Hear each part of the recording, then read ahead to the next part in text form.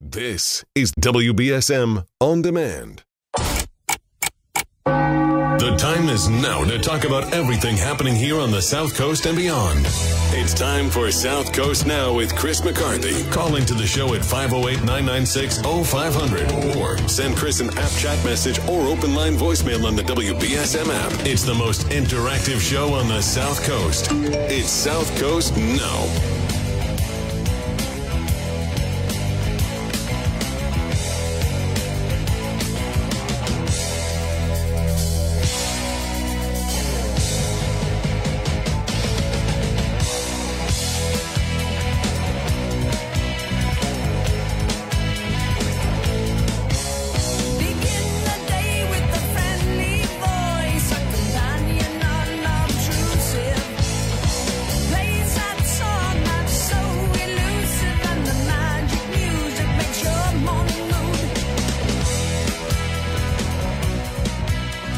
Well, good morning. Good morning. It's a beautiful day out there. Beautiful day out there if you're a duck. If you're a duck, I said, a duck. It's a beautiful day out there if you're a duck or an earthworm. It's one of those days when you're a little kid, at least for me, you go out and all the earthworms are on the lawn. They make their way out of the soil. Anyway, I remember when a kid taught me that trick, soak the lawn down and watch the earthworms come up and use them for fishing. Anyway, so today we have a lot going on. We'll have the mayor at 11 o'clock. We will have Senator Montigny comes in when he gets here. He'll be here. And he's got a reveal. It should be pretty interesting. So we'll look forward to that. In the meantime, I'm taking your phone calls at 508-996-0500. You know, yesterday we talked about that shooting. The young man got shot in the hand, my understanding. He survived. But, again, my point is you've got young men, and they are young men primarily, carrying illegal firearms and just shooting them at each other. It's just real chaos. And the city has to do something about it. Whatever they have been doing, they need to increase it. Again, it's a funny thing about terrorism and crime. You never get credit for the events you stop. And we have to take that into account, right? You never get the military, the police, the government never gets credit for events that don't occur. In other words, all the crime, terrorism, events of that nature, you only think about it when it happens, right? So when the police, that's why I go out of my way when WBSM has a story to talk about the local police taking an illegal firearm off the street, out of the hands of someone that should not have it. That's why I go out of my way to promote those kinds of news, even though it's not great for tourism, you know. Nobody wants to hear about illegal guns. It makes the community look bad. But you know what? I think that if you think about it, you recognize there's always crime in every community, certainly in every urban environment. So when the cops get it right, you got to take a moment and appreciate that.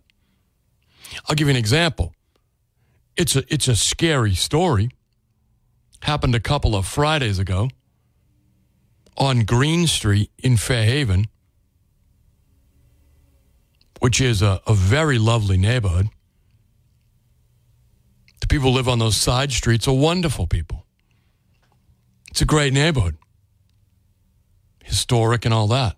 When the Fairhaven police because a perceptive neighbor saw a guy stretching a pantyhose over his head, and he had an illegal firearm in the car. Again, he's innocent until proven guilty. At this moment, he's in the judiciary system. But the Fairhaven police quickly responded, took that guy and his illegal firearm out of circulation. So, is it great news for Fairhaven? I would say it is, in the sense that a crime was literally prevented. So, the other day, in Fairhaven, when you allegedly had, and I'll say young men, although they haven't been arrested yet or charged, driving around with an illegal firearm or two in the vehicle, firing them at other people. That is urban chaos, and it needs to be prevented. Now, I'm not a criminologist. My law enforcement experience is 3 years as a police commissioner in Freetown, 6 years in the military police. So it's limited. I don't hold myself out as an expert. I'm an expert observer. Right? Expert observer. And I know where to find information. I mean, I was listening to the scanner when that went down. And then later in the night, when I heard a police officer describing the car brakes that were going on along the Rockdale Avenue area,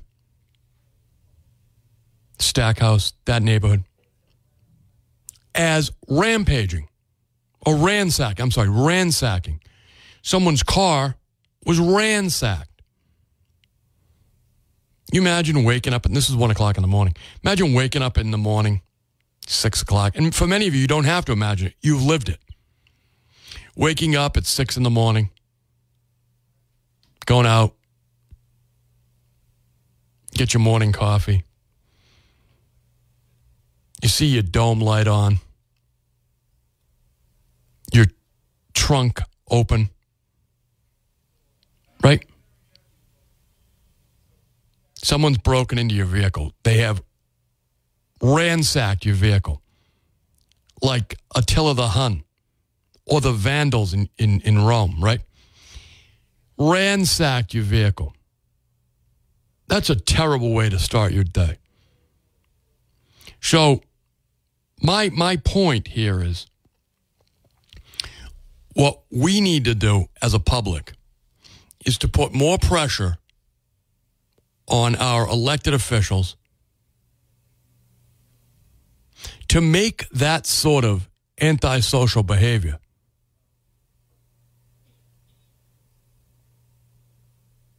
less frequent.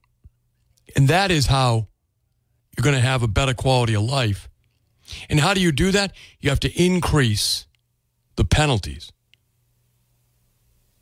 You know, if the person who's going around with illegal guns, if they can't understand consequences, and they very well may not be able to, you have to take them out of the public.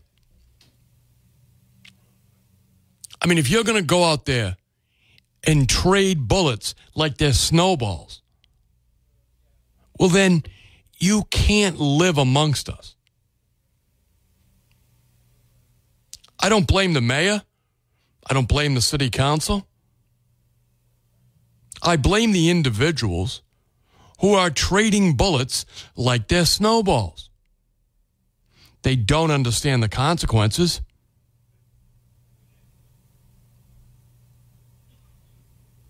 But until they do, we can't allow them to roam freely on the streets. So the city of New Bedford has invested heavily in what's called Shot Spotter. Here's a nice thing about Shot Spotter. It doesn't detect a snowball going through the air, or even when the snowball collides with someone's cranium. It just restricts its alerts to gunfire. So, if you have ShotSpotter, which the city of New Bedford has invested in already,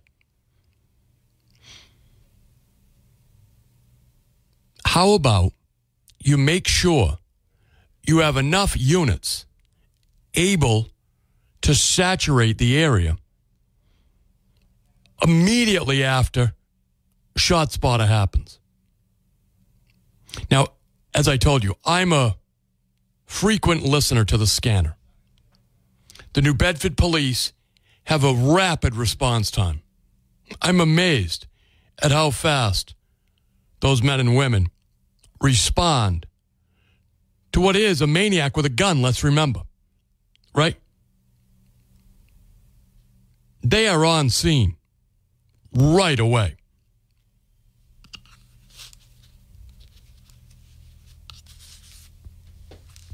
But I bet you there are some veteran police officers that could design some other response plans if they had more men and women, right? If they had more men and women, they could design even more efficient, more effective. They're going to cost more, don't get me wrong. Response times that catch more people. Because remember, when you fire the gun, in most cases, these young idiots hold on to the weapon. It's in the vehicle. If you can just get to the area quick enough and stop the vehicles, and look, you'll come up with more knuckleheads and more guns, and both of them come off the street. But there is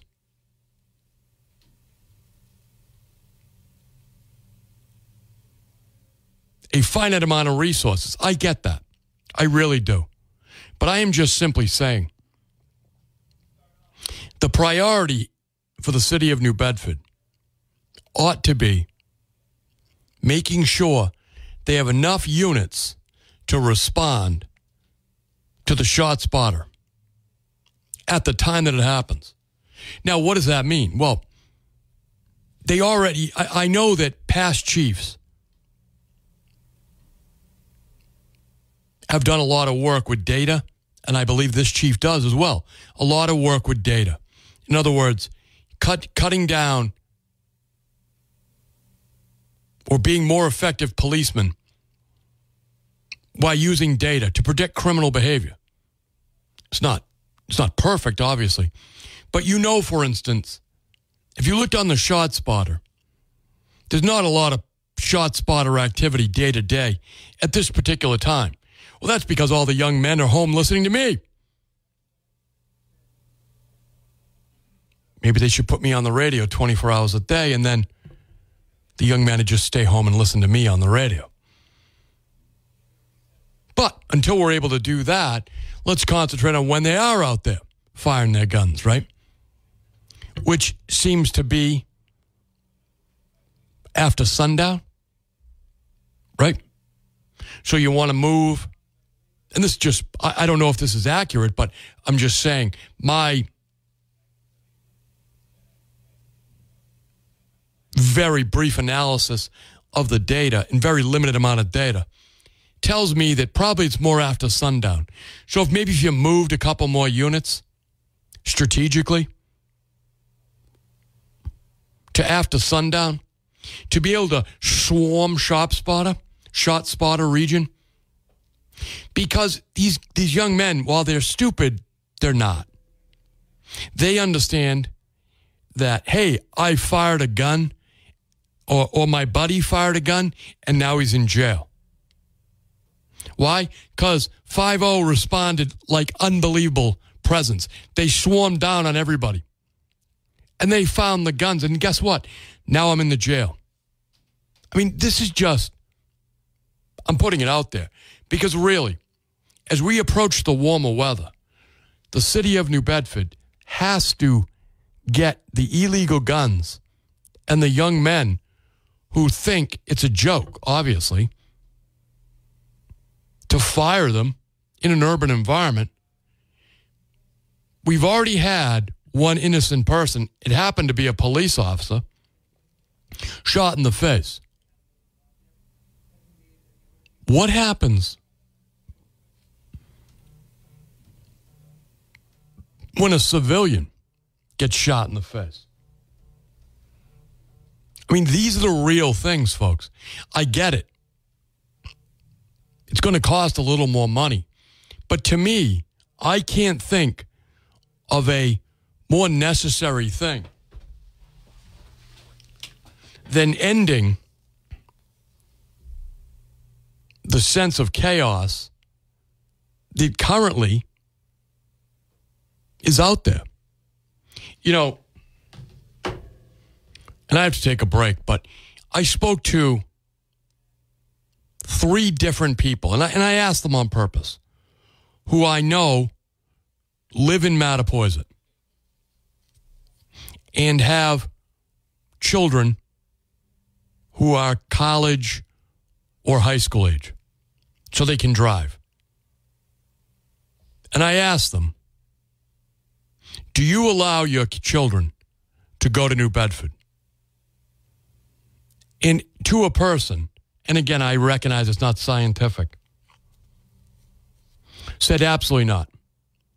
There's no question. It's not even brought up. They know not to go to New Bedford. Go somewhere else. You're not allowed to go to the city of New Bedford. That's not good, folks. Now, these are adults who are 40s, 50s. They go into the city, but they don't allow their children. You know, that has long-term consequences to the economy of New Bedford. If you don't let your people go there, they'll never go there. And when they get old enough to make their own decisions, they won't be going there. So again, I think that it is for the long-term economic viability of the city, which is very important, and the health of the residents who live there day after day, that you've got to get these young men with guns off the streets. And you've got to get the ones that have a brain in their head to recognize there are consequences before they take them. Once the bullet leaves the gun, well, then we're just praying to God, right? Then it's up to the fate of the world. You want to prevent them from even thinking it's an idea that's worth doing. Because if you're able to drive around New Bedford shooting guns and getting away with it, you know, I can't imagine the dopamine release that you get. I fired guns. I know it's fun. I like doing it. I can't imagine how much fun it is when I'm a feral person who doesn't have any regard for consequences, to be driving around with my buddies, firing a gun out the window. Human target practice. Look, I got to tell you, that sign of a dopamine release, man, you're not going to get control of that person again until you put him in a cage. That's a wild experience. So you want to prevent them from ever... It's like keeping a dog from tasting blood, right? You know when a dog bites somebody and they tell you, he's tasted blood now. You got to put him down. I'm Chris McCarthy. If you want to call me, you can. 508-996-0500. I'm curious, do you live in the city of New Bedford? Are you concerned about the gunshots? Would you entertain letting your children or friends go into the city? See, I think the city's relatively safe. I know it is, in fact. It is just this randomness, though. They've got to get it under control. I don't know how you do it. I just made a suggestion, but I know who does. So there are some veteran police officers out there who know how to solve this. They just need the resources. I would recommend that the elected officials call on those veteran police officers. Give me a plan. That's what I need. I need a plan. Show me where to plug in the dollars, and I'll plug them in. Stick around. We'll be right back.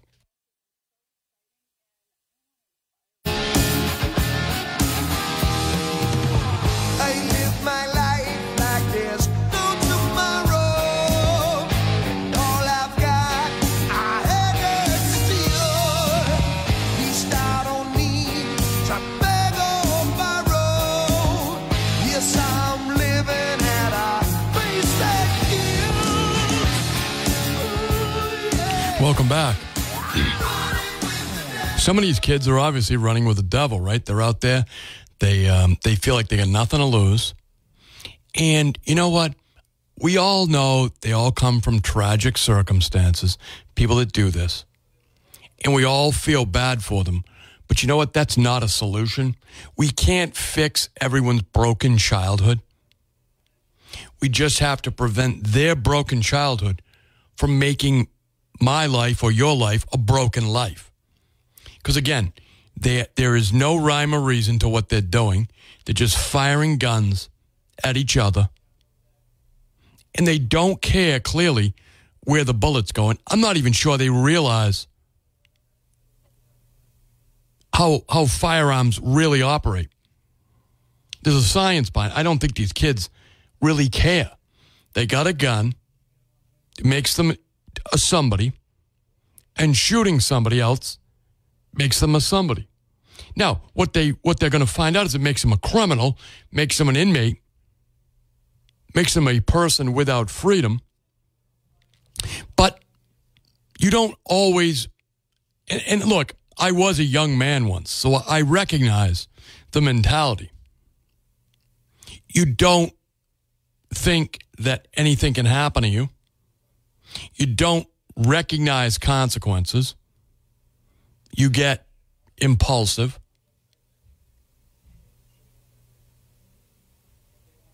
But you have to, if you're raised right, and many of these kids aren't, obviously. And by the way, they're not, I mean, they are kids, but they're on the way to adulthood. And some of them are in their 20s, which is certainly an adult. But I referenced the city of Oakland last week. Talked about how in the city of Oakland, they have people leaving, and I mean businesses and employers, leaving the city of Oakland because they're afraid for their employees. They're afraid for their customers. So they are pulling out of the community of Oakland. That means jobs, tax base, and they're in a doom loop. They're in a doom loop. There's an article from the Wall Street Journal because of urban chaos. And really, it is up to the mayor and his leadership team and the city council to try to do something about this. The state legislature can offer funds. They can change laws. But at the end of the day, what, in my opinion, needs to be done is you need to speak with your veteran police officers, come up with a plan, and then fund the plan.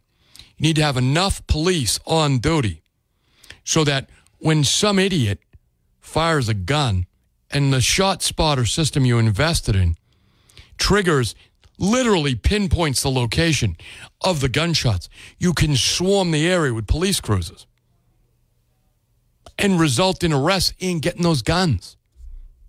Getting those guns and getting that young person into something that can help them or help the rest of us. Maybe that's a jail cell. Maybe it's, I don't know, midnight basketball. I really don't know. But I know that young man cannot be on the streets of New Bedford any longer. That's how I feel. We're now joined by Senator Mark Montigny, who's come in to talk about, can you hear it? Good morning. Good morning. Nothing? No, you have to give me headphones. You're going to need headphones. I mean, I can read lips and sign language and stuff. But so what's going on, Mark? You have new state plan. You're looking for investors in the city of New Bedford. This is you've been working on this for years. Well, it's hard to walk in. I've been listening, so Great. I'm going to try to shift That's all right. to a more positive tone, even though I think the stuff you're talking about is urgent and timely. I will say one thing, though, and it relates to the shift I want to make to some positive news. And I mean this not really as the state senator, so if people want to criticize it, so be it, let them. I could care less. It comes with the job. I grew up here. I live a half mile from where I grew up. Yep. So some could say, well, that's, you live in myopia then, except that I've been to over 90 countries. Right. I don't know an American that I've encountered, although there are some, who have seen more of the world, including a lot of very dangerous places, yes. like Gaza? I had a backpack on my back. You've been to Gaza? I have not. I've been right to the border. You've been in Iran? I have been to Iraq. I've been to Lebanon. I've been to, and by the way, these are not, I laugh when I see some of these congressional trips where they fly into a little bubble and get a briefing and they fly out and, they're lucky if they even sample the local food. I've kind of figured it out after college when I was lucky enough. We didn't have money to travel as children in my family. My parents, though, instilled this kind of curiosity and said, you express it in your own way. And some of us, like my brother John and I, had expressed it in world travel. My sister Katie and my brother Billy in other ways, although my older brother, believe it or not, has ridden his bicycle, very expensive bicycle, right, cross-country 15 times. Really? Not so much anymore. I think the last trip he did, because he's older than I am, so think about the math. I think the last trip he did, he decided to give himself a break and just rode from Vermont to Minneapolis and then flew through the hottest part of the country and then got back on all the way to Seattle. So that was his break in his older age. But the reason I mention it before I get into what I think is an exciting issue is I completely disagree. Whoever the parent is in Mattapoisett, it's ironic. I probably know the person. Have them call me. They're completely constituent. Disagree. They are my constituent. And I've heard it for so long that I've always had this defensive chip on my shoulder about New Bedford. In my earlier days, I'd be in downtown and I would come close to fisticuffs defending this beautiful place I call home.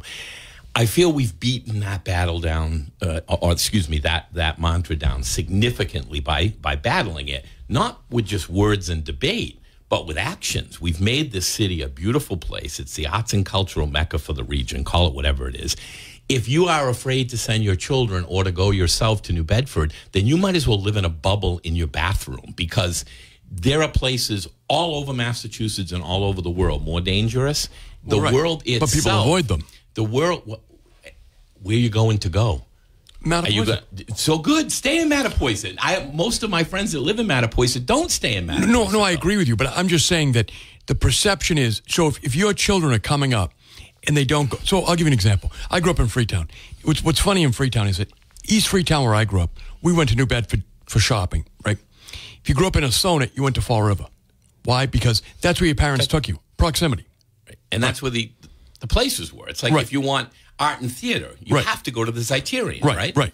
But what I'm saying is that, so when I grew up, we gravitated to New Bedford as children, right? When we became adults, young adults, we graduated to New Bedford, gravitated there.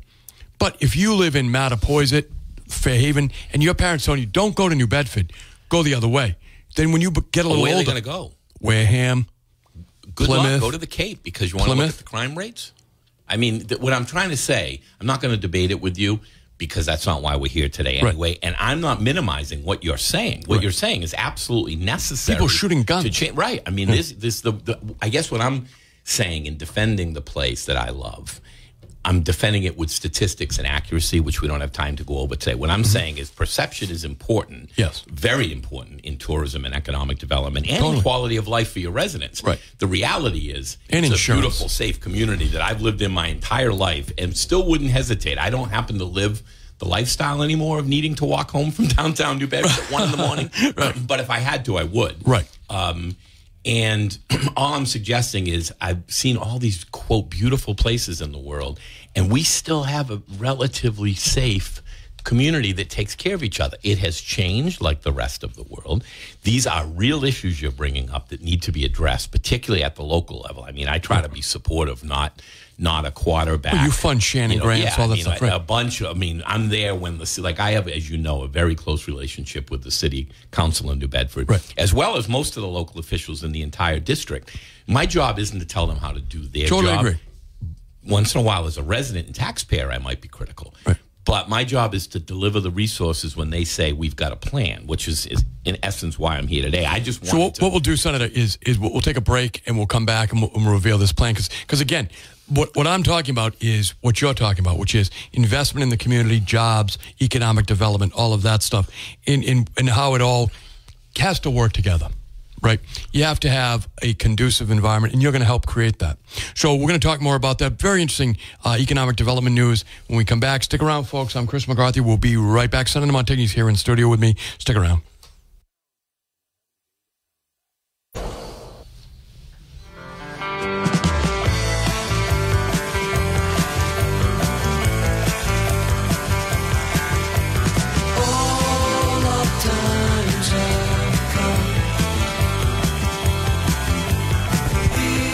Welcome back. I'm Chris McCarthy. We have Senator Mark Montigny here in studio with us.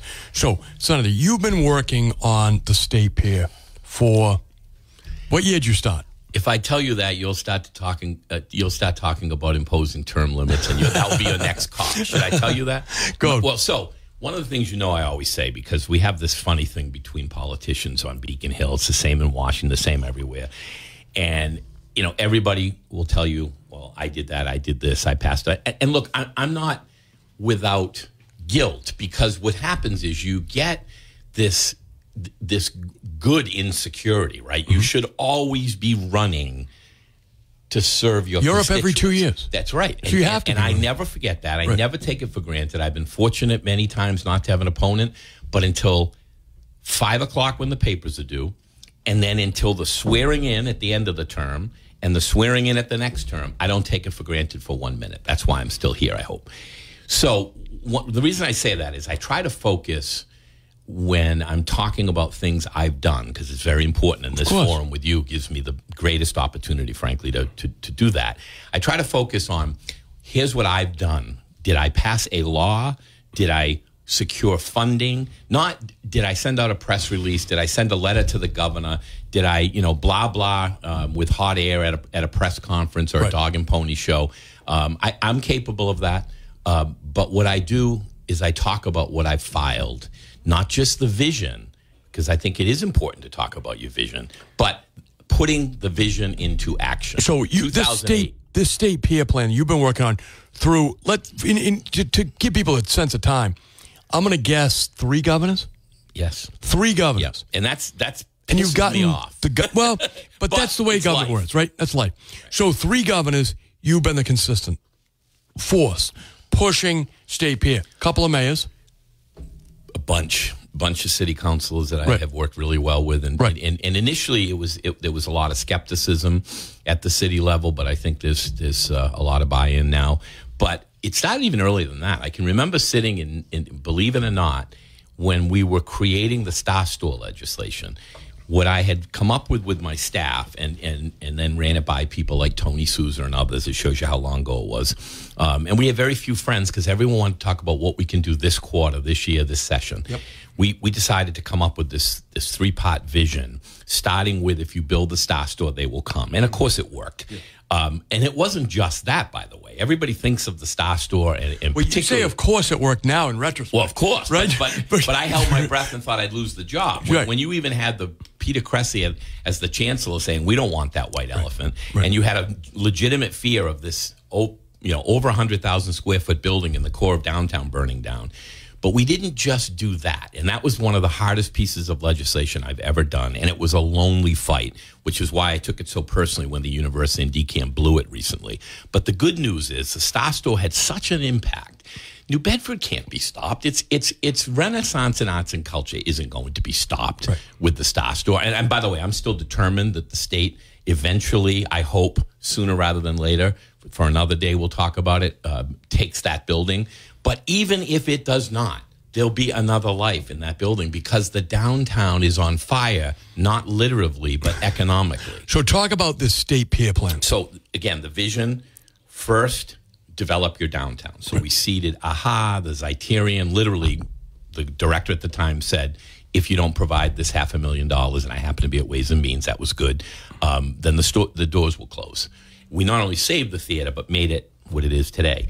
The second part of that vision was, work Route 18 into a boulevard so people don't fear for their life when they cross over to the waterfront. And then the third part, which, by the way, wasn't just the state pier. It was millions of dollars in state money for fendering and pier work and dredging for the fishing industry. But the overall message was to make sure we turn the waterfront into an accessible place where tourists and residents will want to be. A lot of that has happened with tremendous private sector investment after we did our infrastructure and our work. So you look at the restaurants down there and the hotel, it's an exciting place. But if you don't tie that vision together, you have people in downtown, you have people on the waterfront. They're not crossing this line, which was Route 18, the danger zone. Right. Now we've buttoned that up like a zipper to tie the two together. The next most exciting piece is the state pier. My law in 2008, and again, And this is a law.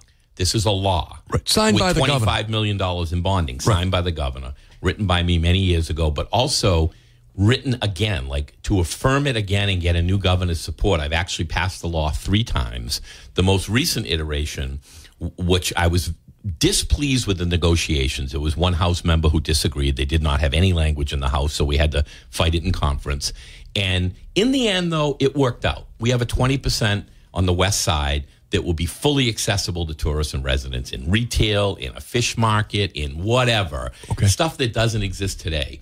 But the overall pier, the reason we're talking about it today is today's the deadline at the close of business today, February 28th, because of the final law that I wrote designating mass development to do an RFP. That RFP has now been extended and closed as of today. Okay. The bids are open. I believe down the road we will look at this state pier development. Remember, I've already set aside $25 million in state resources. It will cost more than that, but it will be significant private investment. That's the way it's supposed to work. The government leverages it. The private sector come in and pays for it. Right. So we've got an exciting plan, and I think that once you add up all those parts, the whole, like you think about what you mean when you say the sum of the parts, this whole, when you tie together that 3-part vision of downtown connecting across Route 18 into the waterfront, you've got one of the most exciting waterfront projects in the state. There's very few pieces of land ready for access, and yet retaining the ferry service, retaining cold storage, retaining all kinds of commercial fishing. But in the language I wrote, ironically, the exact language is now in the RFP. In law, it says we want fish markets, we want restaurants. There's going to be some exciting proposals, we hope. So today is the bids have closed. Today the bids are closed, and what I want to do, one of the things that has frustrated the state representatives and I, we've had strong disagreements on where this should go, as you know. One thing we strongly agree on, all of us, even though we've chosen different paths to stand up on it, we believe that mass development in the initial process did not respect the public process. Okay. They sat privately with some folks. They did not do what they should have, which is, first of all, the state representatives and the state senator are the proxies for the state pier, no one else. There's plenty of other involvement. You need city officials, you need federal. There are no other proxies. Okay. You have the state reps and the state senator. And in this case, I'm the senior person and wrote the law. Right. So the fact that I was dissatisfied tells you something. Well, the good news is they reopened the process, and now we are going to demand a very public process. And one of the things I propose, and I got a commitment actually from one of the stakeholders yesterday who intends to bid, I want to see each stakeholder, each bidder, come on your show and discuss in detail, subject to questioning, what their proposal is. How does it maximize job creation? How does it help change the image that you and I talk about? How does it protect existing industry, particularly the fact that the fishing industry surrounds it? Right. And there's some real important ventures on that pier now, but it's grossly underutilized. It's been grossly mismanaged by DCR. I mean, it's why people are so critical of government. The fact that it took me this long to implement a law, not pass it. It's been law, and get the project going and get the private sector thriving, because that's where the jobs come from and the investment comes from. And that money flows back in through tax dollars to the city of New Bedford that has some of the highest property taxes in the state, and I pay them. You do. So I know you do pay them. So Senator Montigny, we're going to take a quick break, but I do appreciate that. So what we're going to do is we're going to unveil them here. People come in. So I appreciate you giving me and my audience a role in this public process. It can't be more public than that. No, it can't be, and there'll be other areas. Like I'm chairman of a committee. I may end up holding a hearing on it. All we want to do is we want to ensure that the public participates this time, that we understand, because it's laid out exactly what they need to achieve in the bidding process. And there's a few things I want to achieve. I want to maximize job creation. I want to maximize property tax flowing back into the community. Right. I want to maximize things that change the image. That's why I wrote in very specifically in my mixed use vision. I call it a vision, but now it's law. I wrote specifically to have retail and restaurant and market, fish market. Like you want those in there because then the public shows up. Like Absolutely. They did when the Charles W. Morgan was here. Folks, stick around. We'll be right back. We have Senator Mark Montigny here in the studio. Stick around. I'm Chris McCarthy. We'll be right back.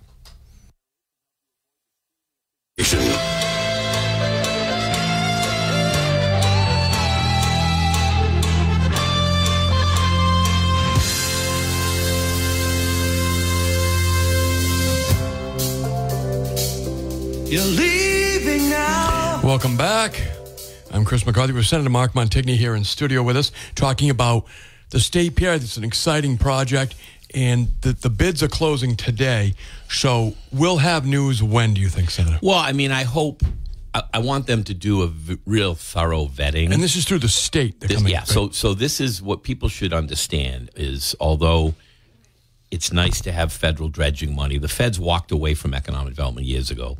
The local communities like New Bedford could never afford it. So it really has been the last 20 or 30 years almost exclusively economic development and education have been done through the state legislature. If you have a governor supportive, it's helpful because when you write a bond, you need the authorization to become an appropriation. But the state pier is the state pier, and it will remain the state pier. So, but we still have local stakeholders in Fairhaven and New Bedford who are important in their input in the private sector and public sector.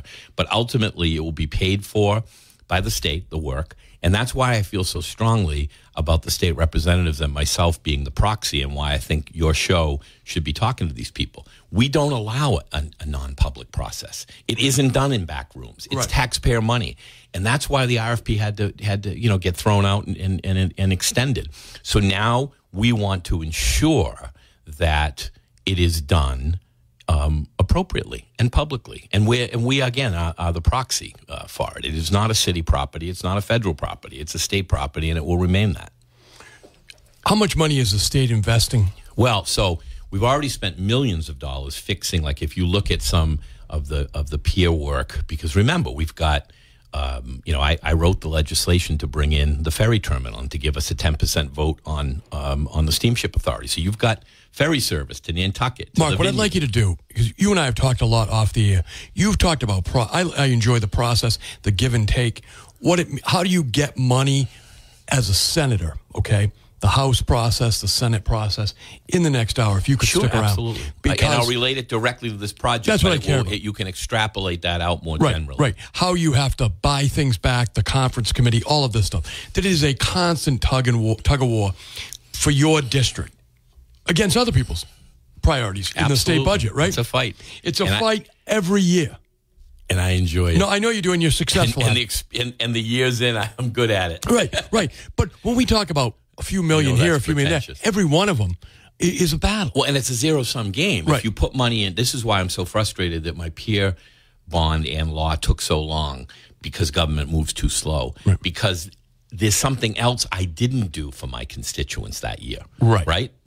No, exactly. Look, and not to use Lowell, but just a better example. An example of a computer that